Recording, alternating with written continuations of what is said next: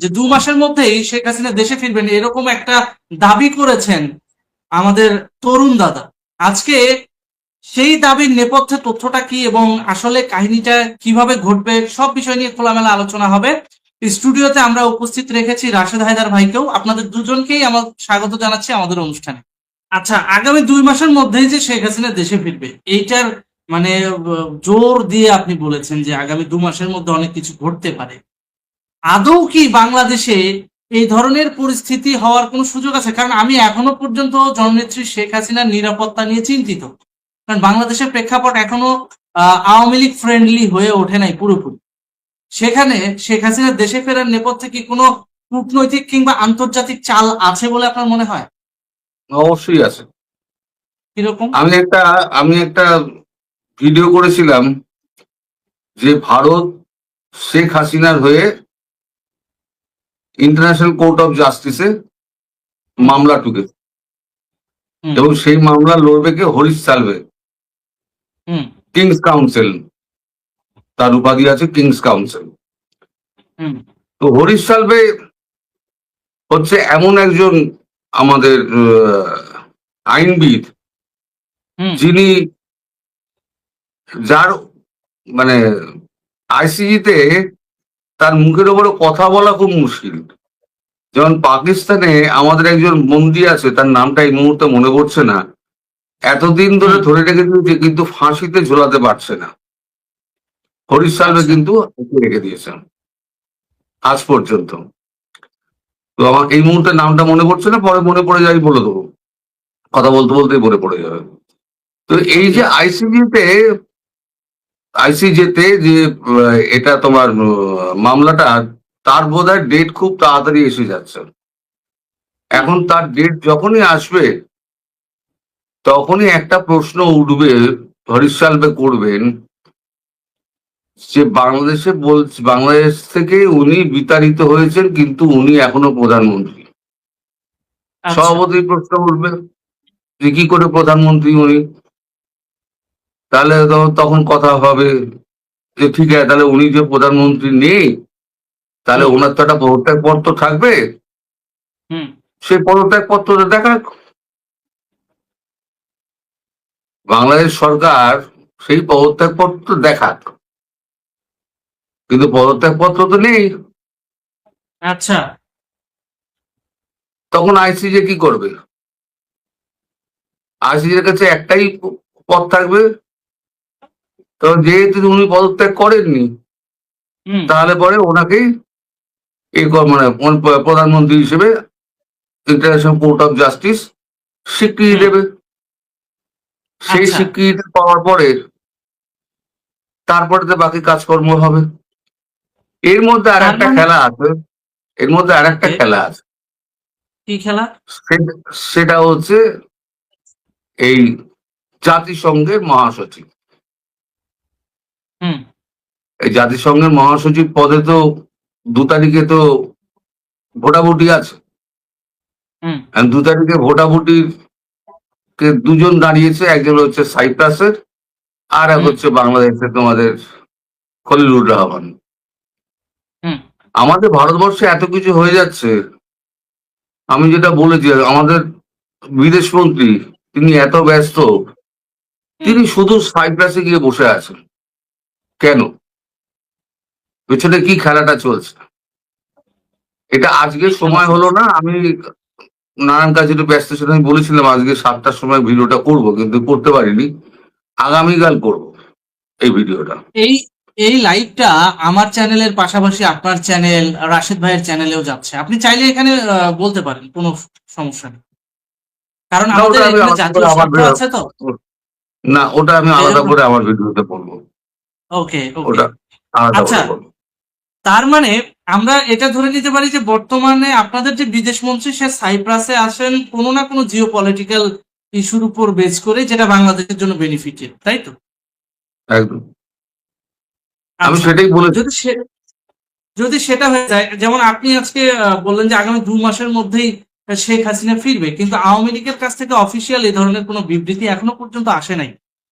অনেকেই ভাবছে এই বিষয়টাকে গুজব। হ্যাঁ, আপনি আপনার জায়গা থেকে বিষয়টাকে কিভাবে দেখছেন, যে আদৌ কি এটা গুজব নাকি গুঞ্জন, নাকি সত্যি বাস্তবতা হওয়ার সুযোগ আছে? কেন বলছি এই কথা? কারণ সামনে জুন, জুলাই, আগস্ট, কারণ আরেকটা আগস্ট আসতেছে সামনে, এবং সেই আগস্টে আবার 5ই আগস্টের পুনরাবৃত্তি বা আবার ওই জুলাই আন্দোলনের পুনরাবৃত্তি ঘটতে পারে কিনা, এই ধরনের একটা ইঙ্গিত আপনার কাছ থেকে যদি পাওয়া যায়। দেখো, শেখ হাসিনার যেটা বলেছে সেটাই শেষ কথা। শেখ হাসিনা যদি বলেন, এতগুলো কাগজে যখন বেরিয়েছে শেখ হাসিনার ইন্টারভিউটা, উনি যদি না বলে থাকতেন তাহলে ওনার পক্ষ হুম, থেকে রিজয়েন্ডার আসতো।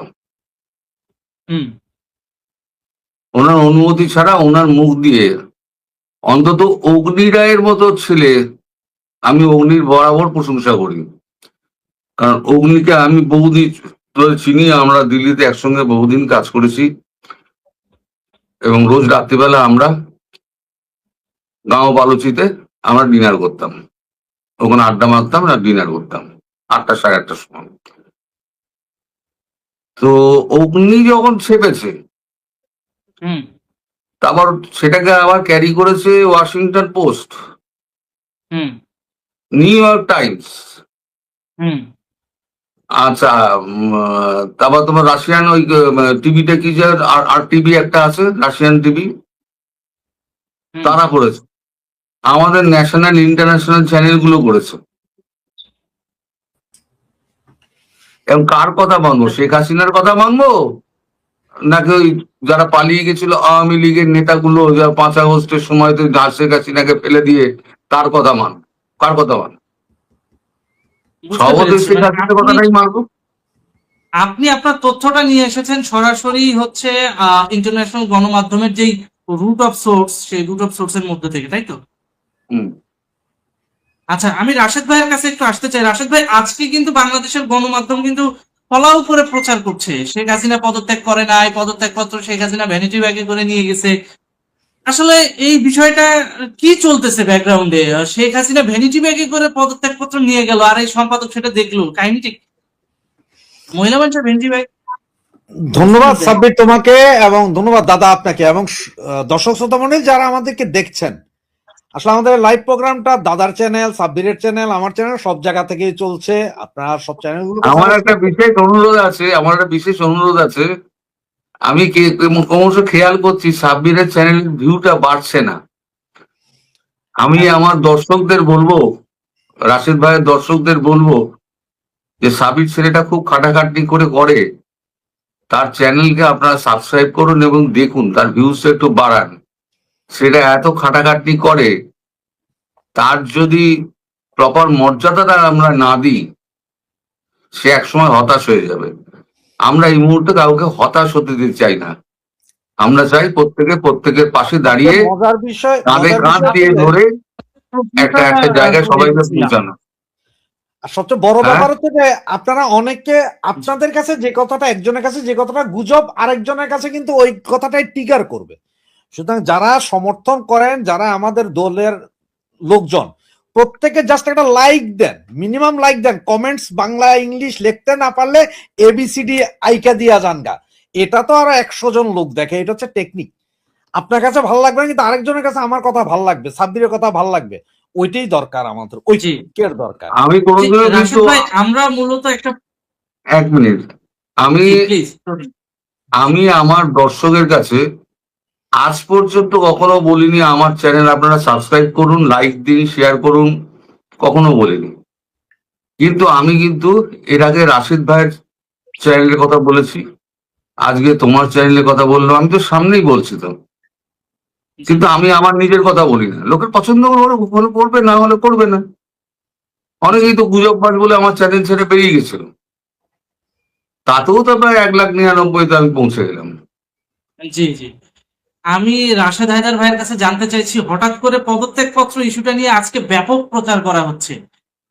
হ্যাঁ, পদত্যাগ পত্র শেখ হাসিনা ভ্যানিটি ব্যাগে করে নিয়ে চলে গেছেন। হঠাৎ করে এই সম্পাদক শেখ হাসিনার ভ্যানিটি ব্যাগে কিভাবে নজর দিল? সবচেয়ে মজার বিষয় কি জানো, আমিও এটা দেখছি, দেখার পরও আবার পরবর্তীতে দেখলাম যে 2-3টা পত্রিকা তারা আবার লেখছে যে মতি জানলো কিভাবে, মানে পুরো ইজ্জত শেষ বেচারার। যে হ্যাঁ, এই এখানে যে এটা করছি। হ্যাঁ, এই এরা লেখছে যে মতি কিভাবে জানলো। আসলে তো কথা ঠিক, যে মতি ভাই কিভাবে জানলেন যে শেখ হাসিনার ব্যাগে পদত্যাগ পত্র ছিল। সর্বপ্রথম কথা বলা হয় কি, দেখো আমি যেটা রুলে বলি সেটা হচ্ছে, আমি যদি ইমিগ্রেশনে কাজ করেছি দীর্ঘদিন প্রায় তোমার 10 বছর, সুতরাং ইমিগ্রেশন সেক্টরের যে স্ক্যানিং আছে সব কিছুই আমি জানি। সেখানে কাহিনী হয় কি, আমরা ব্যাগের ভেতরে, মহিলার ব্যাগ হোক আর পুরুষ ব্যাগ হোক, ব্যাগের ভেতরে স্ক্যান করলে স্বর্ণের বোঝা যায়, রূপা বোঝা যায়, মানে এটা কি, এটা ধাতব পদ্ধতি, এটা কালার আসে। কাগজ বোঝা যায়, যদি কোনো কাগজ হয় তাহলে সাদা বোঝা যায়, লেখা বোঝা যায় না। টাকা হইলে এটার সাইজে বোঝা যায় যে এটা টাকা, কিন্তু কোন কারেন্সি তাও বোঝা যায় না। তাইলে এখন যদি শেখ হাসিনার ব্যক্তি স্ক্যান হয়নি, গণভবন থেকে হেলিকপ্টারে নিয়ে গেছে এয়ারপোর্ট থেকে C-130 নিয়ে গেছে ডিরেক্ট দিল্লি, সেখানে ওনার ব্যাগেজ কোথাও চেক হয়নি। তার মানে উনি সসম্মানে দিল্লির রাষ্ট্রীয় মর্যাদায় আছেন। আমার চেয়ে দাদা ভালো বলতে পারবে, দিল্লিতে সম্ভবত নরেন্দ্র মোদীর পরে যদি কেউ যদি সর্বোচ্চ নিরাপত্তা পায়, সেটা তো শেখ হাসিনার নিরাপত্তা সর্বোচ্চ। নরেন্দ্র মোদীর সমান। তাহলে মতি জানলো কিভাবে? মতি কিছুদিন আগেই রাষ্ট্রপতির সাথে আলোচনা করে বলল যে রাষ্ট্রপতি বলছে পদত্যাগ পত্র দেখেনি নেই, জানেনি না। তাইলে এখন মতি বলতেছে ভ্যানিটি ব্যাগে করে নিয়ে গেছে। সেখানে কি মতি দাঁড়াইয়া ছিলেন? প্রথম প্রশ্ন, ডিপ স্টেটের দালালিও তো করতে পারে। ডিপ স্টেটের দালালি না, ওইটা কি, সেটা হচ্ছে মতি জবাব দিবে। যে মতি কি সেই দিন সকাল বেলায় কি মতি চলে গেছিলেন যে আপা আসেন আমরা আপনার ব্যাগ গুছাইয়া দিই? আর একটা নর্মাল বিষয় আছে কি জানো, মহিলাদের ব্যাগ, আমি ইমিগ্রেশন চাকরি করতাম, কোনো মহিলার ব্যাগ আমরা টাচ করতে পারতাম না, আর একটা মহিলা আনতই তো। কারণ মহিলার ব্যাগের ভিতরে কি না কি আছে বা উল্টা পাল্টা কি বাইর করবার পরে ইজ্জতের ব্যাপার। আর সবচেয়ে বড় এক ব্যাপার আমার কাছে মনে হইলো যে পুরুষ, আমি নিজে ইজ্জতের মার্ডার, আমার কাছে মনে হয় সে পুরুষ। এখন তার একটা ভ্যানিটি ব্যাগ, যেই মাত্র তার ব্যাগ মহিলাদের ব্যাগের মতো, আমি যে মাত্র নিলাম, নিয়ে 2-3টা জিনিস এমন বাইর করার পরে আমি এখন হয়ে গেছে, ওই লোক চিল্লি, তুমি আমার ব্যাগ ধরলা কেন, আমি তো মহিলা। আরে তোরে বাইরে থেকে দেখে তো আমি পুরুষ না মহিলা বুঝতেছি না, মনে হচ্ছে পুরুষ। শেষ পর্যন্ত আমি মহিলা ডাকলাম, ডাইকা চেক করাইলাম, মানে সে হচ্ছে থার্ড জেন্ডার যেটা বলে এইরকম আমার সামনে। সেই জায়গায় মহিলার ব্যাগ মতি কিভাবে চেক করলো? আর মতি কিছুদিন পর পর এক একটা বোম ব্লাস্টিং খবর দিবে, যেগুলার 100% কোনো ভিত্তি আছে কিনা আমি জানি না। কারণ রাষ্ট্রপতিরা একটা ইন্টারভিউ বলছে, কিন্তু রাষ্ট্রপতি এখন এসে মাইকে স্বীকার করে নাই, স্বীকার তো করে নাই। সবচেয়ে বড় কথা হচ্ছে যেখানে শেখ হাসিনা নিজে বলছে যে আমি তো পদত্যাগই করি নাই, পদত্যাগ পত্র দেখাও, সেখানে মতি কিভাবে জানলো যে পদত্যাগ পত্র লেখা সেটা ভ্যানিটি ব্যাগে রাখছে, নাকি পদত্যাগ পত্র মতি নিজে লিখে নিয়ে যায় ভ্যানিটি ব্যাগে রাখছিল? কোনটা? লাখ টাকার প্রশ্ন এটা। মতি পুরাটা, মতি আর প্রথম আলোর এই দুই সাংবাদিক, এদের সাংবাদিক বলবো না, এদেরকে সাংঘাতিক বলবো। দাদা যদিও গরম হয়ে যাবে এখন, কাকে কাকের মাংস খায় না, দাদাও সাংঘাতিক, এরাও সাংঘাতিক। তাও 3 পৃষ্ঠার পদত্যাগ পত্র, 3 পৃষ্ঠা। সে ওইটাও জানে 3 পৃষ্ঠা। তারে কে বললো যে 3 পৃষ্ঠা? পৃষ্ঠাও 3 পৃষ্ঠা। এখন এমনও হইতে পারে কি জানো, আগামীকাল সে হয়তো ওই যে বাকি পত্রিকা যেগুলো দেখালো যে মতি জানলো কিভাবে, পৃথিবীর কেউ জানলো না, আগামীকাল হয়তো সে বলতে পারে যে প্রতি পৃষ্ঠাতে 12 লাইন করে ছিল, 10টা করে এত শব্দের আমাদের কাগজে বলে দেওয়া হয় যে 250 শব্দের মধ্যে লেখো, 500 শব্দের মধ্যে লেখো, 1000 শব্দের মধ্যে লেখো, কত শব্দের মধ্যে লেখা ছিল সেটাও উনি বলে দেবেন, সে এগুলোও বলে দিতে পারে। এটা হচ্ছে যে এই মতি যখনই মানে সে ওই হাইলাইট থেকে একটু নিচে নেমা যায়, তখনই এসে একটা কথা বলবে। আর মার্কেট এখন খায় কি, খায় হচ্ছে শেখ হাসিনা আর আওয়ামী লীগ। সুতরাং শেখ হাসিনার সম্বন্ধে কিছু একটা যদি বলা যায়, তাইলে মতির পর আজকে আবার ওই যে কি মাসুদ জানি জামাতের, ওর এটাও কালের কণ্ঠে আসছে কিছুক্ষণ আগে দেখলাম। ও বলতেছে আপনারা শেখ হাসিনারে জিজ্ঞেস করে নিয়েন যে আমি মাসুদ কে। ওরে বেটা, তুই মাসুদকে তোরে সিনার দরকার আছে, তোরে জিগে, তুই কে এটা শেখ হাসিনারে জিগাইতো কেন? তুই কি বদনাম আমরা তো ভাঙবি? একটা মাসুদকে চিনতাম, সেটা হলো ওবায়দুল কাদের কাকু বলেছিল মাসুদ ভালো হয়ে যাও। না, এটা জামাতের নেতা, এটাও জামাতের নেতা, সেন্ট্রাল লিডার, কি মাসুদ জানি না, হে বলতেছে পেপারে, আবার এটা কোট করছে শেখ হাসিনা। মানে কথার আগে হোক পরে হোক, তুমি শেখ হাসিনা লেখলেই জানে যে আমাদের মতন কিছু বঙ্গু ইমানদার আছি, তারা এটা প্রচারে ব্যস্ত হয়ে যাব। বুঝা না বুঝা আজকে এই যে প্রথম এই মানব জমিনের মতিরে প্রচার করতেছে, বুঝা নাই পোলা পাই ওইটা আসলে কি লেখছে, মত্যা কি বলছে, মতি কার পারপাস সার করে, এটা না বুঝা আমরাই পোস্ট করতেছি। এই যে আলোচনায় আনছি আজকে মতির সাফল্য এখানে, মতির সাফল্য এখানে। দাদা আমার চেয়ে ভালো বলতে পারবে সাংবাদিকরা কি করে, আমার নিজের চোখে দেখা। এটা তোমারে বলি আমি, 90-এর গণ অভ্যুত্থান, চট্টগ্রাম নিউ মার্কেটের সামনে গেলাম আমরা, শত শত পোলাপাইন মিছিল চলে। তা আমার এক ফ্রেন্ড ছিল হাবিবুল হক বিপ্লব, এখন কুয়েতে থাকে। তারে আর আমারে আরো 4-5 জনের পুল, এক লোক এসে ডাইকা বলছে, কয় এইখানে ঝামেলা হবে, চলেন একটু পেছন দিয়ে। কোথায় যাইতে যাইতে আমাদের নিয়ে গেলে কোথায় জানো, চট্টগ্রাম রেল স্টেশনের কাছে, ওখানে একটা ট্রাক দাঁড়ায় নিচ্ছে। কয় আপনারা এই ট্রাকের মধ্যে আগুন জ্বালানোর চেষ্টা করেন, আমরা 2টা ছবি নিই। কে কইলে এই কথা? সাংবাদিক সাহেব, যে আগুন জ্বালান আপনারা, আমরা ছবি নিই, এখানে কেউ নাই। আমরা ট্রাই করতেছি, এরই মধ্যে আমার দোস্ত হিসাব কইতেছে, কয়ে এমনি না, সুতা ঢুকাই দিতে হবে, উপর দিয়ে আগুন মারতে হবে। এরই মধ্যে পুলিশ দিল ধোলাই আমাদের, ছবি উঠাইলো সাংবাদিকরা। এটা সাংবাদিক বেটা আমার নিউ মার্কেটের মোড় থেকে ডাইকে না, ট্রাক জ্বালায় কেমনি এটা ছবি তোল, এটা সাংবাদিক। সাংবাদিকরা সবাই জানে যে যদি ডোজ খাওয়াইতে হয়, দেশের ভিতরে সবাই একটু পড়তে চায়, সেটা হচ্ছে কি, শেখ হাসিনা লেখো। এই যে মানব জমিন কতজনে পরে জানি না, কিন্তু আজকে এটা মিনিমাম তোমার 50 মিলিয়ন থেকে 100 মিলিয়ন লোকে দেখবে, সবাই ঢুকবে, এইটাই তো তার ইনকাম। তার ইনকামটা বাইরে গেল, বুঝতে পেরেছি। কাহিনী। আমি যখন আমি সাংবাদিকতা আপনার কাছে করতাম আবারও না, আসবো। রাশেদ ভাই, আমি আমাদের তরুণ দাদার কাছে জানতে চাই, এই যে যখন হচ্ছে শেখ হাসিনা যে দেশে ফিরবেন, এটার পেছনে কি কূটনৈতিক বাস্তবতা কাজ করছে, নাকি রাজনৈতিক কোন সাংগঠনিক দিক নির্দেশনা রয়েছে? মানে আপনার কাছে সর্বশেষ তথ্য কি আছে? সর্বশেষ তথ্য যেটা তুমি বলতে চাইছো সেটা এটাই বলতে পারি যে ওই কূটনৈতিক ভদ্রলোকের সঙ্গে কথা হয়েছিল, নাম বলতে পারবো না, তিনি যেটা কেন আমাকে বলছি জানিয়েছেন। কেন বলছি, আমি আপনাদেরকে একটা নিউজের রেফারেন্স দিই, তাহলে বিষয়টা আরো খোলাসা হবে। সেটা হচ্ছে US plan to deploy warship in Bangladesh closer to India and China. অর্থাৎ আমেরিকা ইন্ডিয়া এবং চায়নার খুব কাছেই একটা ওয়ারশিপ নৌঘাঁটি করতে চাচ্ছে। এই আমেরিকার এই ডিপ্লোমেসি বা এই ষড়যন্ত্রকে ঠেকানোর জন্য চীন, ভারত, ইরান এরা কি যৌথভাবে শেখ হাসিনাকে ফেরাচ্ছে কিনা বাংলাদেশে রাজনীতিতে? না না না না না, তাহলে আমেরিকার কথা বাদ দাও, আগে বঙ্গোপসাগরে ঢুকুক, তারপরে চট্টগ্রামের ব্যাপার। আগে তো বঙ্গোপসাগরে ঢুকুক। ওকে, সে তো রেড সির আশেপাশে তো ঘুরে বেড়াচ্ছে, এইদিকে তো এখনো পর্যন্ত আসেনি। ওকে, এখনো পর্যন্ত কিন্তু পশ্চিমা পত্রিকাগুলো তো ফলো করে নিউজ করছে যে ওয়ারশিপ জোন তৈরি হবে ওখানে। শোনো, পশ্চিমা পত্রিকাগুলোর একটাই কাজ হচ্ছে কোনোভাবে যুদ্ধটা লাগিয়ে দাও। হুম, এদের কাজ হচ্ছে গিয়ে আমেরিকার যে এটা যে খায়েশটা, সেই খায়েশটাকে পূর্ণ করা। আমেরিকার Okay. খায়েশ কি, যুদ্ধ যদি লাগে তাহলে পরে ওর অস্ত্র বিক্রি হবে, ওই জন্য সারা বিশ্বে ও যুদ্ধ লাগিয়ে রেখে দেয়।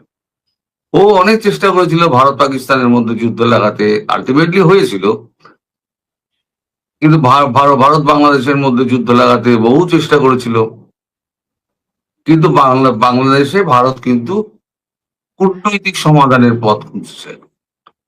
আচ্ছা, আর কূটনৈতিক সমাধান দিয়েই ভারত যা করার করবে।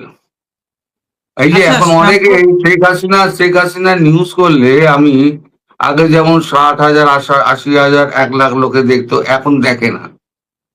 কেন দেখে না? তারা এখন বিশ্বাস করতে চায় না যে শেখ হাসিনা সত্যি সত্যি দেশে ফিরবেন, এই বিশ্বাসটা তাদের উঠে গিয়েছে। হ্যাঁ, কারণ ওই যে কিন্তু একজন দর্শক তো কমেন্ট করেই বসেছে, তিনি বলছে অতীতে আপনি অনেক ভুয়ো খবর দিয়েছেন, এটা দর্শকের দাবি, কমেন্টস থেকে নিচ্ছি। এখন কথা হচ্ছে ওই যে 26শে মার্চের সময়ের রেফারেন্সটা টানবে যে হ্যাঁ 24 সালের সময় বলছিল যে হ্যাঁ 26শে মার্চে শেখ হাসিনা ফেরত আসবে, এটা তো 27শে তরুণ মার্চ, দাদাই 27শে বলেছিল। মার্চ, হ্যাঁ, কিন্তু 27শে এটার মার্চ। পেছনে যে হ্যাঁ এটার পেছনে যে ডিপ্লোম্যাটিক্যালি যে একটা বাধা এসেছে, সেই বিষয়গুলো আজকে একটু ওপেনলি ব্রিফ করা যায়। কেন ফিরলো না 2025 সালের 26শে মার্চে শেখ হাসিনা? 2024 সালের 26শে মার্চ ওনার ফেরার কথা ছিল, তৈরি ঠিকই হয়ে গেছিল। হুম 12ই ফেব্রুয়ারি তোমাদের সকলের স্মরণে থাকতে পারে, আমাদের নরেন্দ্র মোদী গেছিলেন ওয়াশিংটন ডিসিতে, হোয়াইট হাউস। আচ্ছা। বিশ্ব ক্যামেরার সামনে ডোনাল্ড ট্রাম্প একটাই কথা বলেছিলেন, বাংলাদেশ নিয়ে যখন প্রশ্ন হয়েছিল, যে বাংলাদেশের ব্যাপারটা আমি নরেন্দ্র মোদীর হাতে ছেড়ে দিলাম, হুম ওনারা এই জিনিসটাকে শত বছর ধরে ওরা দেখছেন।